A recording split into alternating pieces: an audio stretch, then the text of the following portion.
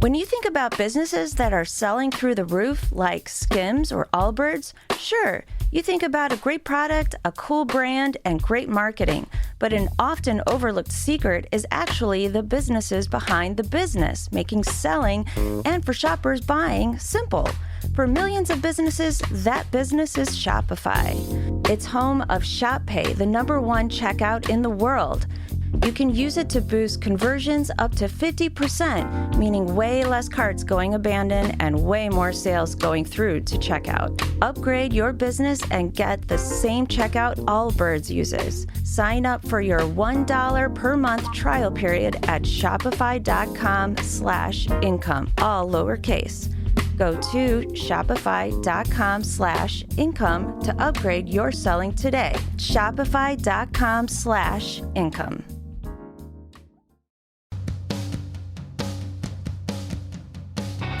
Welcome to Having It All.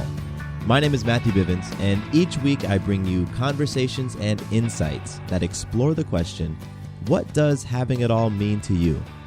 My goal is to leave you with stories you can relate to and messages you can take action on so that you can create an abundant, loving life.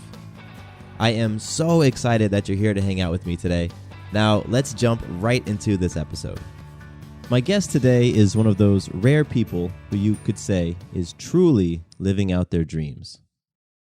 His name is Mike Mills, and he's the founder and CEO of the Buffalo Outdoor Center, which is a lodging and outfitting resort that sits on the historic Buffalo River in Ponca, Arkansas.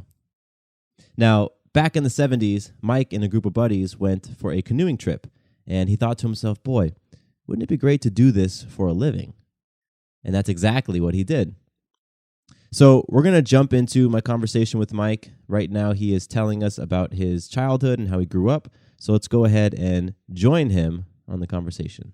I was born in Fort Knox, Kentucky. My dad was in the Army, so I was actually born on an Army base.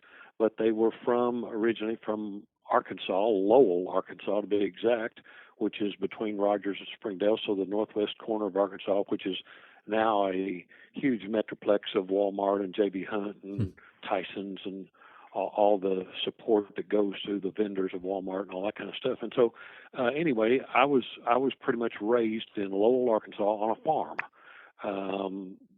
growing chickens and pigs and cows, and my dad was a business manager, and he worked in Rogers.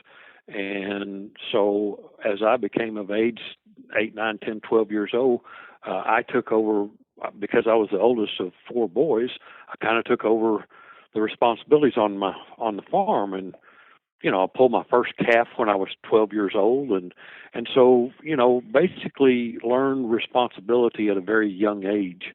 And I think that's one of the greatest gifts my father ever gave me, was the gift of responsibility. I learned to paddle a canoe very early in life. We didn't take very long vacations.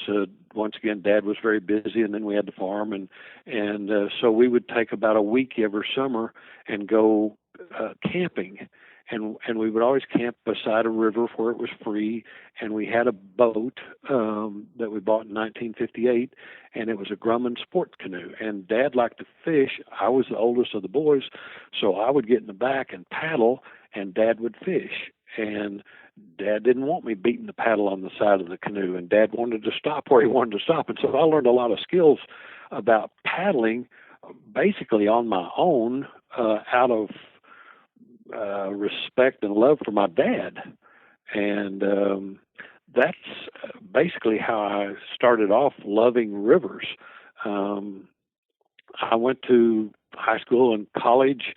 Halfway through college, I was in the first draft lottery ever, and I had a very low number, so I left college and enlisted in the United States Marine Corps, was gone for a couple of years, came back and finished college with a biology degree.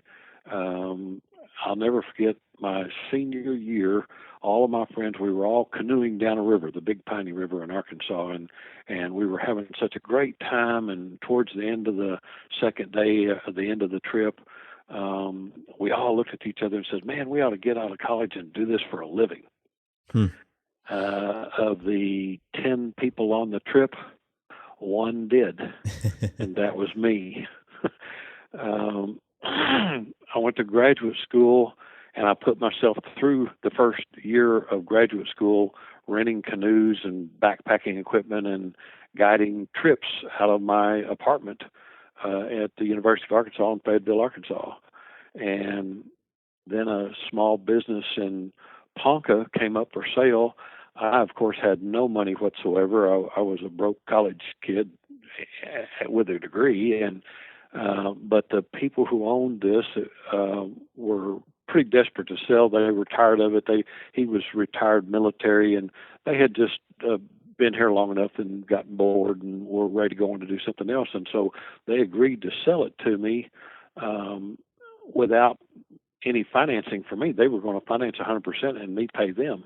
And so the day that I came over, it was May the 5th, the day that I came over and started training to learn how to run the business. A lawyer from Ashland, Mississippi flew in, found out the place was for sale, and before he left, he wrote him a check for it. And of course, that sort of busted my bubble of owning a resort or an outfitter type business, but he needed somebody to run it. He wasn't going to run it, so he hired me.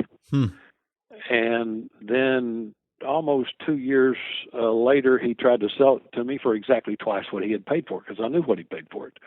And it was too much for me. Then he tried to lease it to me. That was too much for me. And he actually did the very best thing that's ever happened to me in business, and that is he basically he fired me. I no longer worked there, so I went down the road 200 yards and started my own business, which was Buffalo Outdoor Center. And that was in September, October of 1976. And, you know, I got a long letter from my father. Back then, of course, there were no emails or anything like that. It was a letter, which I still have, that told me I couldn't make it here, that what a waste of talent and education, and that my dream of making a living with a canoe and a frying pan and a fishing pole was just a dream. I needed to come back to reality and get a paycheck every 2 weeks, and that if I respected a woman, I couldn't ask her to move into the boondocks with me. And it was 2.5 pages long. Wow. And it took me about 15 years, but when I finally sent him my financial statement 15 years later, that was after I crossed over the $1 million mark, and I put a note on the top of it that said, "Dad, I think I made it." and to the day he died, he never acknowledged that. Oh, wow. But you know, there was a lot of struggles. The next year, you know, I was only in the canoe rental business, and so it was only about a 4-month out of the year season. So Christmas of 1977, I could not buy my wife a Christmas present because I didn't have $10. And so we were doing whatever we could to make it, cutting firewood, helping people build construction projects, digging ditches, whatever I needed to do. But my heart was in the outdoors, and the whole reason for all this was to so I could live and work in the outside on the Buffalo River. And my canoeing skills increased every year, because when somebody wrapped a canoe around a tree, somebody had to go get it. Well, there wasn't anybody but me. And so over the years, I got better and better skilled in a canoe. I paddled National Geographic photographers and Southern Living photographers and writers and television stations. I've paddled the IMAX camera. I've paddled 3 governors and senators, and you know, somehow the media and the VIPs end up finding me. And so over many years, I developed a strong reputation as the business Buffalo Outdoor Center on the Buffalo River. And then Mike Mills was the go-to guy. And so that's kind of in a nutshell how I got here. I love that. I mean, that's That is the type of, I mean, that's the story of, you know, we said following that road less traveled and kind of doing it your own way. What was it like for you when you received that letter from your dad where he said, you know, the path that you're on is not going to lead you to anything fruitful? Because you know, it didn't sound like you really followed his advice to go back and get that typical job. It was actually probably the greatest challenge of my life, was to beat that letter. And what you have to understand, it wasn't the first time. When I joined the Marine Corps, my dad gave me 3 sentences of advice, and then when I went to recon school and was, I basically kind of had a not really a choice, but I could have volunteered to go to Vietnam, and because of my recon school class, and then Dad wrote me a letter saying, "Hey, better be a live Marine than a dead Marine, and you've been assigned to Washington D.C." And you know, he gave me advice of staying out of combat and going to serve my country somewhere, doing another job. And you know, that was something that I did. And plus, you have to understand, my father was military. We were raised on a farm with very short hair, a very disciplined, you know, front second row of the church pew was 4 boys and their mom, and the boys never moved because if they did, they were going to get disciplined. and so we were raised very. Once again, we were taught responsibility at a very early age, and so while my father was never one to say "I love you," his way of telling you that he loved you was to tell you what his advice was and what you were doing wrong, and that persisted throughout my whole life. And so when I got this letter, it wasn't really the first time, and once again, it was almost motivation. You know, when things were really down, when I didn't have $10 to buy a Christmas present, I would read that letter. Wow. And I kept it hanging. I didn't really have an office, but I kept it hanging on the desk that I used for years. Finally, I realized that I had no purpose for hanging the letter over my desk anymore. Yeah. And so I took it down and put others up that meant more to me. And but once again, it was the challenge. It was a challenge. It was almost, you can't do this and be successful. And my willpower to do so. You know, it's kind of interesting. I just finished the movie Running Brave, which is about Billy Mills winning the 1964 Olympics, and everybody told him he couldn't do it. And I'm thinking, wow, that was me. Even the last name is the same. I mean, my banker, my accountant, everybody that I ever dealt with when I first got into business said, you know, are you really sure this is what you want to do? I mean, you know, wow. the first time I went to borrow money to buy canoes, it was $1,000 for 90 days. And back then they just wrote it on an envelope and then pulled out the check that was in the envelope and handed it to you. And I went in like 3 months ahead saying I am going to need to do this. Went in a couple of weeks ahead saying I need to do this. Went in the day I needed to get the money and they wouldn't loan it to me. And so then I had to drive from Harrison back to Rogers, about an hour and a half drive, to go to my hometown bank. Walked in, got the $1,000 note. As I was walking out of the bank, the banker said, "Well, what are you going to do with it?" And I said, "Well, I'm paying for canoes, and the guy's there right now waiting on it." And so I drove back to Ponca and literally got there just in time. I mean, it unloaded canoes and everything else, and I got there just in time to pay him. But the bank that I grew up with, you know, because of my father's teaching of responsibility and that kind of stuff, loaned me the money, no problem. The bank I was dealing with in town told me they would, and then wouldn't. And so those are some of the things that happened. And then a little side note to that is the senior banker happened to come into my business a couple of weeks later, and boy, I lit in on him. I said, "How in the world do you like a young man's supposed to develop credit if you won't loan him anything to start with, and da da da da. And anyway, we got talking about military, and I said I'd been in the Marines, and he was in the Army Reserve. Well, my father was the commanding officer of the Army Reserve unit in Fayetteville, Arkansas.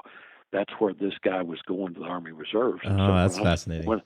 So when I said, "Do you know Colonel Mills?" he looked at me, and this look came over his face, and he said, "You're not George Mills' son." And I said, "Yes, sir, I am." And he said, "Anytime you need to borrow money, you come see me." And I said, "If you know my father well, you know darn good and well he would never cover for me. I'm my own man." He said, "I know your father well. You come see me if you need to borrow money." And of course I did. and and so my credit went up real dramatically because of who my father was. Wow.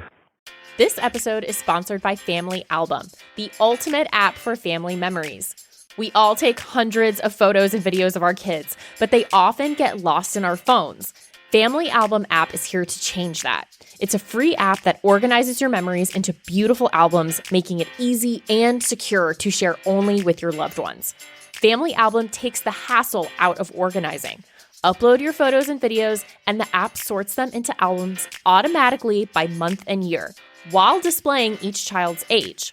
With features like private sharing with family and close friends that you choose, automatic sorting, and unlimited storage, it's the perfect tool for busy parents.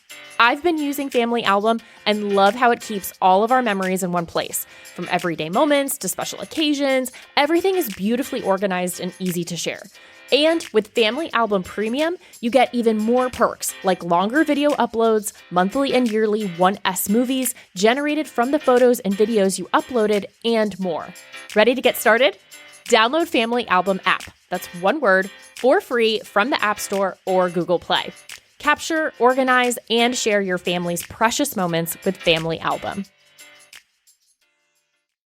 What kept you? I mean, so the one bank says yes, yes, yes, and then when it comes time to pay up, they say no. What was it that kind of kept you going? And because a lot of people would get discouraged at that point, especially doing something where they've already been told that, hey, this is not a great idea. But you just persisted, you continued, you really weren't going to take no for an answer. What was it that kept you motivated? Well, this is what I wanted to do. It was my dream job. It was my. I was as rich as I could be when I was out there on that river. Whether it was just on the bank putting in canoes, on the bank picking up canoes, or actually paddling down the river. There's when people walk in my door, I always say, "Welcome to heaven." And it's not because I believe this is heaven. It's because I believe that there's a peacefulness attached to this river that must be very similar of when you hit the gates of heaven. It's just a soul filling, and it happens every time. Every time you're on the river, it happens. And it was someplace that I wasn't going to say. First of all, I guess a lot of things growing up in life on the farm and being in the Marine Corps and being in a college that I thought everybody there was smarter than me, and so overcoming obstacles was just sort of a part of me, and I just worked. I was my own greatest competitor. I never looked at the guy down the road as my competition. I never looked at anybody in the same business as my competition. I always just wanted to do better for myself. I wanted to be the best. I didn't want to just be a canoe operation. I wanted to be the best canoe operation. And, over the years, that's been sort of my, I never, money didn't really mean that to me. I wouldn't have come here to start with if I was trying to get rich. And, after 43 years, well, the success has not only been great personal wise, but it's also now afforded me a lifestyle that I never dreamed I'd have. it never was even a goal. I'm not a person that wears a lot of jewelry or needs to drive a fancy car or anything else, but just things have happened where all of a sudden it's like, okay, how do I spend this amount of money, and how do I write this off for taxes? And Yeah. the problems have changed over to really good problems. Yeah, the ones that you don't mind having. So all of that success came. There's a lot of reasons why you're successful, but going after what you truly wanted, your dream job, and then wanting to be the best at it. Anytime I get a chance to offer advice to young people, I always tell them, just follow your passion. If you pick out a passion that's a way of life, you never work. It's always a joy, and not that, doing some of the things that I have done isn't work. It is, but I never considered, for example, 80-hour week is just normal for me. It's like anybody else at a factory job working 40 hours. I work 80. It's just what I do. I don't have weekends. The weekends are our busiest time. And so I've literally lived a lifestyle in 30, 40 years now where weekends didn't exist. It was just a part of how you worked your job, but it was a passion, a joy, and not that you didn't get time off. You did. There are slow times of the year in a resort type business, and so you learn to take advantage of those as far as time away. But when you're working and you're having to paddle down the river to go rescue a canoe, it's like, don't throw me into that briar patch. Well, you're also it was heaven, Yeah, you're also working in a place that's that you consider as peaceful as heaven, and so I can understand why you would want to put in those. Why working that much wouldn't feel like work. It's you're out there doing what you really truly wanted to do, and I guess what you felt called to do your whole life. Well, and the part about it is you get to, when you're in the canoe rental business, you're teaching people, you're connecting them with where they're at, which is America's first national river, the Buffalo National River, but you're also teaching them how to work together as a team and how to not turn over in a canoe and how to find the biggest waterfall in middle America. And so you're constantly in a place where you're rewarded because you get to teach somebody a part of the joy of their life, and you're dealing with people who are happy. They're coming here for excitement and for vacation and for that soul, filling up that river soul, and so a great majority, 99.9% of the people who come here are here to have fun. Yeah. And so that work environment is very, very positive. It's very fulfilling. It's not a job that you dread. Yeah. I'm curious what your thoughts are on our, like the American culture of just busyness and being active and rushing from one thing to another, especially in professions and careers that we may or may not be very passionate about. As somebody who is very passionate about what you do, and where work doesn't feel like work, what are your thoughts on sort of the other side of that coin? Well, I think I have two thoughts there. Number one, sometimes people will do a career in order to fulfill another need that that career allows them to do. And I'm just going to pull out, if you're a pilot and you love to fly, then working for an airline may not be your dream job, but you get to fly all the time. Yeah. And it may be the same thing if you're a banker and you love to fish. You work banker's hours, and so on your off time, you get to go fishing all the time, instead of becoming a fishing guide. So I really see the fact that, and then I think the other part is the person who is just miserable at their job, which makes them miserable at life. And I think that's the person that needs to change jobs. Okay. Which, I mean, personally, I've been there. I've been at that place where I just did not like the job, and it made my outlook on a lot of things. It's just sort of tainted it. Well, and sometimes it's, did you learn from that? If you didn't learn anything, then it wasn't worth anything. But if you learned that this was not for you, that you need to do something different, that, then maybe that job was valuable for that educational experience. Yeah. If you're able to take a look back and kind of pull from it and walk away from that experience with something, then it can be of value. I mean, I got a degree in biology and then went into business. I didn't have any business courses. I didn't have accounting. I didn't have B-law. I didn't have anything that had to do with business. And so I went back to school and took some of those courses. But what I found out was that the degree in biology from Hendrix College, which was a very highly academically rated school, taught me to do two things: study and to think. And I always tell people I'm living proof that if you survived 4 years at Hendrix College, you will succeed no matter what you do. And it's because the environment of this particular school made you think. It forced you to study to make C's. And if you wanted to be an A student, you had to really, really, really apply yourself. And so I was somewhere in between.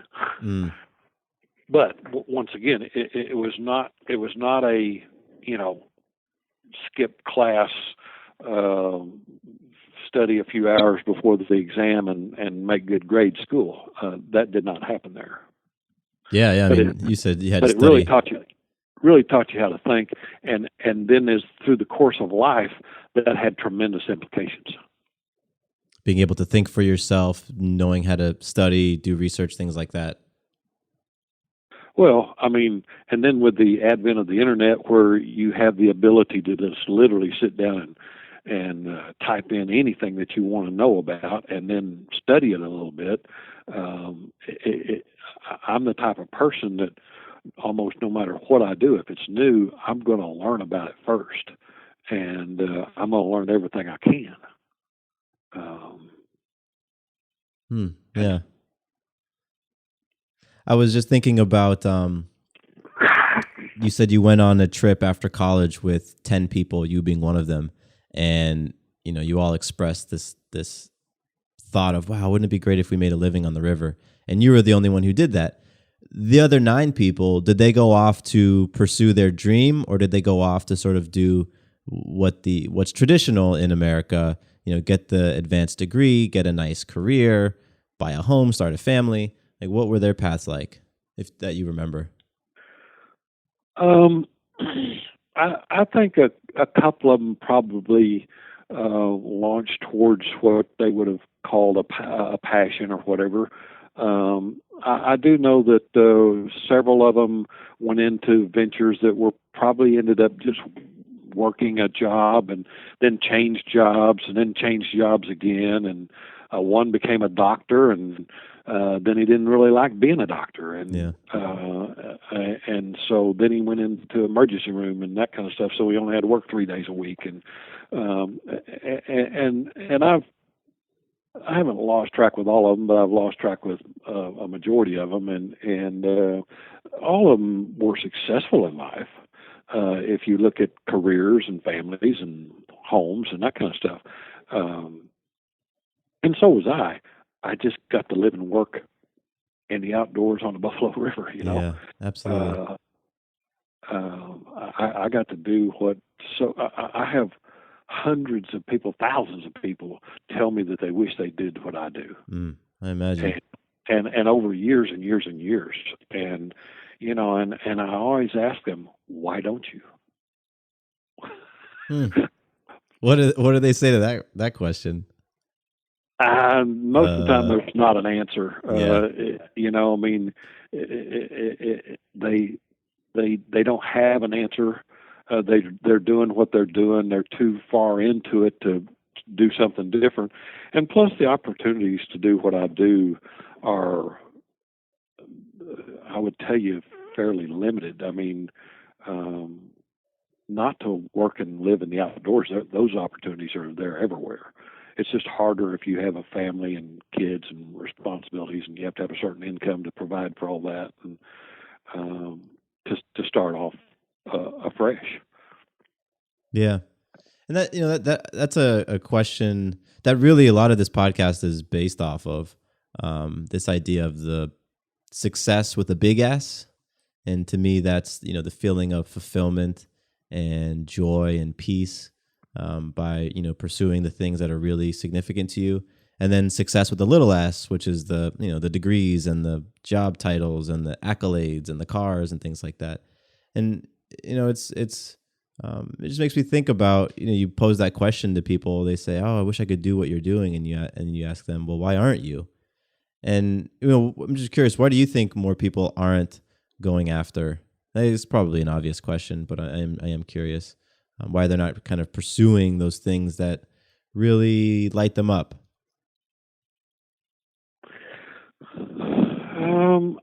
I think our society has sort of groomed us as a materialistic society. We have certain levels of financial success and expectations of living in a big house in a suburb and driving nice cars and having fancy suits and phones and jewelry and all that kind of stuff. Is generally, when you look at the United States, we are a materialistic society. And if you want to counter that, go to almost any South American country, even Mexico, just to our south, where relationships are far more valuable than material things. You would never throw somebody, if somebody wants you to hand them something in Mexico, you would never throw it to them. It's a sign of disrespect. You would take the time to go hand it to them. And whereas we don't have that type of culture. I rent cabins as a part of the resort here, and I have hundreds of times a year people say, man, I want to buy 20 acres and build a cabin like yours. Why would you want to do that? Why would you want to spend a couple $100,000 when spending, $1,000 will rent you one for 3 or 4 days, and you never have to do anything. It's perfect when you open the door. You don't have to worry about plumbing. You don't have to worry about freezing. You don't have to worry about pests, rodents, vandalism, insurance, all the things that you have to worry about in property ownership, when you can just rent and never spend $200,000. And so once again, our society is a materialistic society, and it's just the way our society is. And what has your experience been with placing the emphasis on relationships over things in your personal life? Well, I think so. I mean, certainly the joy I've had in operating my business, I think reflects on me personally, and I think it reflects on the inner and outer part of me. My kids went off to college. I have 2 girls. They went off to college, got married. Both of them moved back to Ponca. Oh, wow. And to me, that says a whole lot of the values that we're giving them.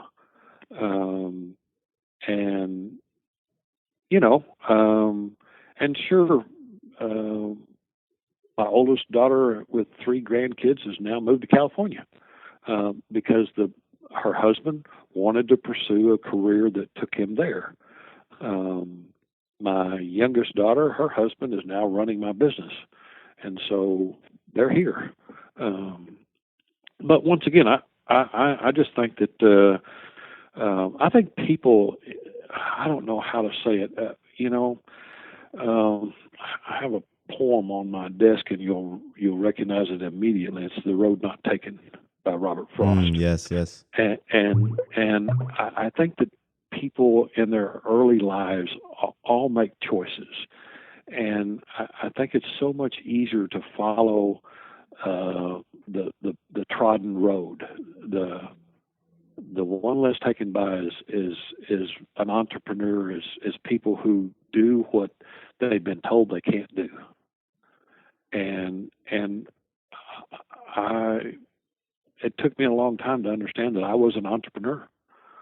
I didn't really see myself as that. But it probably is true that there are when you find the number of people, when you look at people who started outfitting businesses, and there are hundreds of them, but they're all about my age, and they're all looking for, how do I pass this on to my family? How do I sell this business? How do I, what's my exit strategy? And we're those people are much fewer than bankers. Yeah.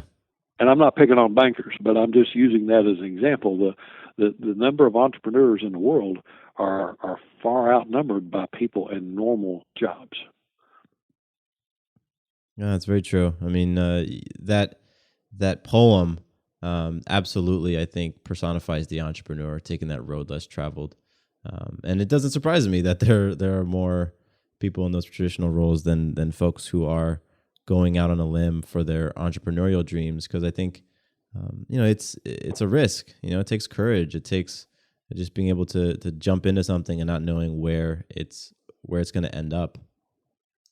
Well, it takes perseverance. You have to continue to sometimes reinvent yourself, sometimes change the direction that you're actually going as a business, all those kind of things.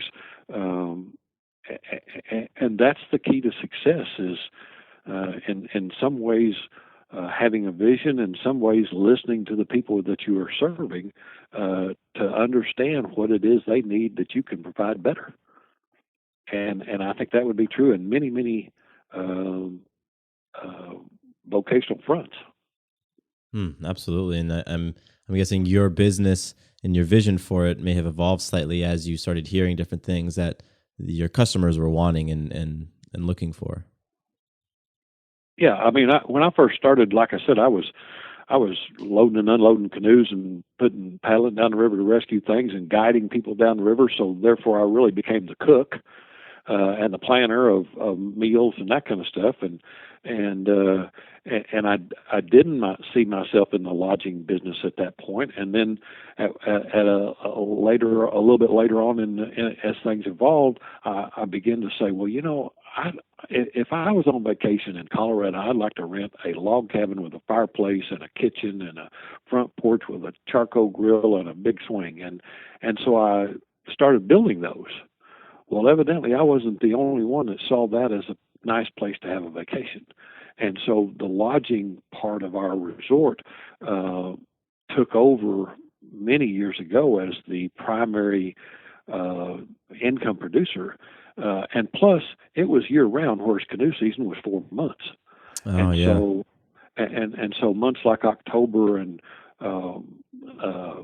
September, October, November became very important because people were out traveling, looking at fall color, and the Ozarks and cabins were just where they wanted to go. And then you have people on vacations, even in Christmas, New Year's, that kind of stuff. Then you have anniversaries and birthdays and weddings and honeymoons and all the kind of things that they're not going to stay home for those things. They want to go somewhere. And a certain percentage of them want to go into the outdoors or into what they perceive as a outdoor setting, and we provide that. And so as we diversified, business got better and better. And then all of a sudden it's okay. Well, what can we find that's really fun in the outdoors? And we did horseback riding, and we did horseback riding for 15 years, and we lost money 15 years in a row horseback riding. And so finally I just said, I don't have to do that. And so I went to the zipline canopy tour, and that has become it's not as much a fad as the bungee jump was, but it's much more educational in the fact that you're actually flying through the tops of trees, and you're up there long enough with guides long enough that they get a chance to interpret things for you. And so it became not only fun but educational, and it fits in with what we do very, very well. And we're always looking for what's the anyway, those type of diversifications have just increased the solidness, the longevity of our business. Wow. So yeah, your business has definitely evolved over the years, and I'm curious, what have been some of the fears that you've had, or those beliefs that you've had about yourself that you've had to confront and sort of face throughout your journey of diving into entrepreneurship, growing your business, going through those things that you've gone through? Early on, it was always financial. If I had the money to do this, if I had the money to do that, if I had the money, I could do this, and so on at least 3 or 4 separate years during that period, I either looked for partners or tried to do an LLC or looked at going public, and just all kinds of things, all looking for financial support, and none of those ever happened. And so you found out that you learn to sometimes manipulate financing and do the things that you had to do until all of a sudden that was no longer a problem, that the income was greater than the financial responsibility, and the needle almost flips 180 degrees. You go from not needing tax write-off and needing income to needing tax write-offs and having income where you have to worry about paying high taxes and that kind of thing. And so you go through that kind of thing. Yeah. I think any entrepreneur does. What have you learned about yourself? Like, what have you learned about who you are as a person? Well, I think once again that's when I recognized that it wasn't a matter of was I going to make it, because I was determined to make it. I learned that I had the mental capacity to just hang in there, to persevere, to continue no matter what it took. I was going to make it happen. And once again, I look back to my days growing up in 4-H and FFA and living on the farm and the struggles of when it's February and you have to go break the ice and feed the hay, and you don't want to be out there, but you got to be out there. It's your responsibility. Yeah. And then the same thing in the Marine Corps, learning, even though I never went to combat, it was still the training to go there. And the mental attitude of, I'm going to survive. I'm going to do whatever it takes. And then the same thing even in college, where when I first went to Hendrix, I felt inferior to most of the other students there because this was a very smart college. A lot of the kids there were very wealthy. My first roommate in college, on the very first day we moved in, his dad came walking in and flipped him the keys to a Corvette. Wow. I didn't have a car. Oh man. And I couldn't fathom how that happened. I just never had seen that type of I'd never seen that before. Yeah. And so all of those experiences I think mount up to teaching an individual how to where his true character is, and I found mine on the Buffalo River, and I just was determined to never let go. I love that. That's very cool. I have one more question for you, Mike, and this gets back to the title of the show, and it's something that I ask everybody this question. And what does it mean for you to have it all in life? Oh, I think it's a very personal piece.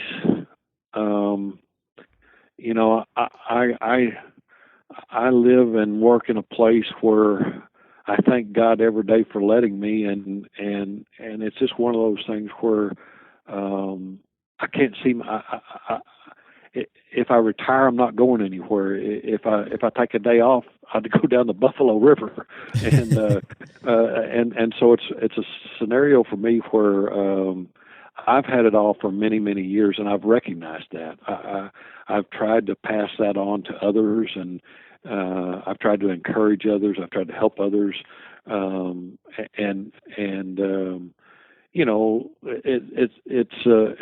it's just one of those things for me where I tell my kids and my wife that if I die tomorrow, just recognize that I had one of the greatest lives of anyone in Middle America. Mm. I got to live and work here. Mm. That's powerful.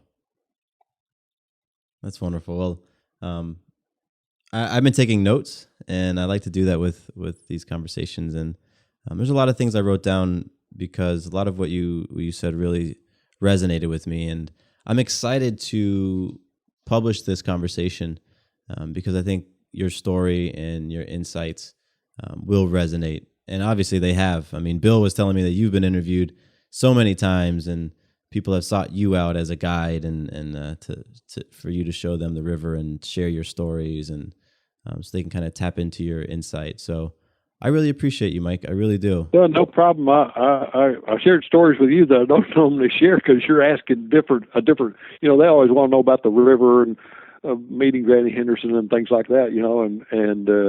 But this was fun, and you guys are on to something. I mean, you're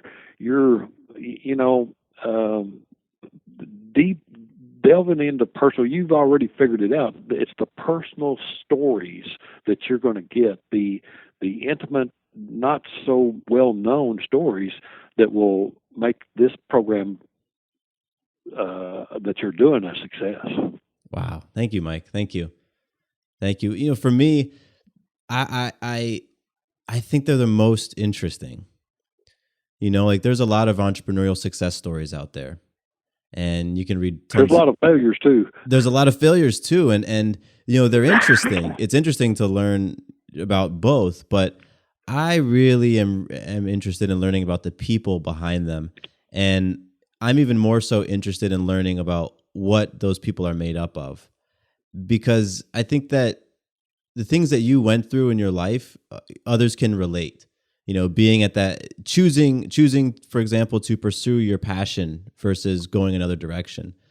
Other people can relate to that, whether or not they ended up choosing their passion or not. Yeah, I hear you. And they can envision themselves in your position and can think to themselves, man, what would it look like if I actually went for my biggest dreams?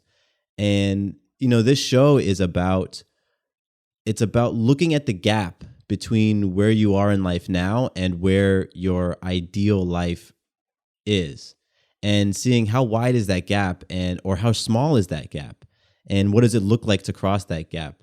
And I'm passionate about having those conversations and hearing those stories, because they're just, I don't know, they're human experience stories, and I think everyone can pull something from them. Yeah, I totally agree. Like I said, you need to get a copy of Robert Frost's Road Not Taken and put it on your desk. Yeah. And I know it by heart. It's an awesome road to take. It is, and my wife and I have recently we've been entrepreneurial, and we've been doing things on the side from our normal jobs for a while, but we recently jumped full into entrepreneurship and have really been pursuing our passions, and that came shortly after we discovered we were pregnant. So it's this, it's this perfect timing, for jumping into it. And I mean, and it's like I said, in my early days, I had to do a lot of things that weren't necessarily what I really wanted to do to make ends meet. I mean, just to get $25, go cut 2 ricks of firewood, or whatever, and things like that, and I always tell people that I'm passionate about what I do, and therefore I've never worked, but that doesn't include the time I had to crawl underneath a cabin to fix the sewer line on 8:00 on Christmas Eve. Yep. It doesn't include the time that I had to go pull people out of a tree on the river, risking my own life doing so. Now, I didn't think it was risking my life, but when you look back at it, it probably was, And so, anyway, those are the type of things that, once again, you will find your own obstacles in being an entrepreneur, but you just do whatever it takes to get around them, over them, under them, whatever, to put them behind you, and then you keep doing what you're doing.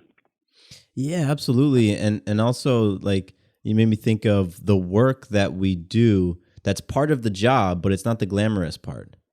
But it's the necessary part. And I personally think that knowing what I'm playing for, knowing that big thing, the big reason why I'm doing what I'm doing, it allows me to flow through the work that I'm not, super excited about. Yeah. Well, I mean, once again, there have been a lot of things that I've done in my life that, including holding a shovel hours and hours and hours and hours, that aren't really jobs that you want to brag about. Yeah, but it comes with it. Wow. So again, Mike, thank you so much. I'm really grateful to Bill. Bill's an amazing guy. I love him. And yeah, no, hey, Bill's got a great sense about him. He and does. That's what's made him a special guy and a friend of ours. And so, yeah, when Bill says you need to talk to this guy, I'm going to talk. I felt the same exact way, and I'm very honored that you carved out some time. That means a lot to me. It really does. No problem. I hope it goes well for you. 2 quick things before you leave. First, did you know that the Having It All podcast is a part of the Fireside Network? Yep, we are one of the esteemed shows that calls Fireside Network home. That means if you ever want to listen to a show outside of iTunes or Stitcher or whatever your favorite podcasting app is, all you need to do is visit firesidenetwork.com and under shows, select Having It All. From there, you can access all the episodes, see the show notes, learn about my guests, and more. Second, I am very excited to announce that my brand new website is live. Visit MatthewBivens.com and you can learn more about me, get plugged into an accountability group, and pick up some free content like the Abundance Benchmark. I am all about helping you not only identify what your ideal life looks like, but also helping you on your journey towards it. I want you to experience more abundance and love in your life. So, again, you can find out more information about all of that great stuff at MatthewBivens.com. Thank you once more for listening to the show, and here is to you having it all.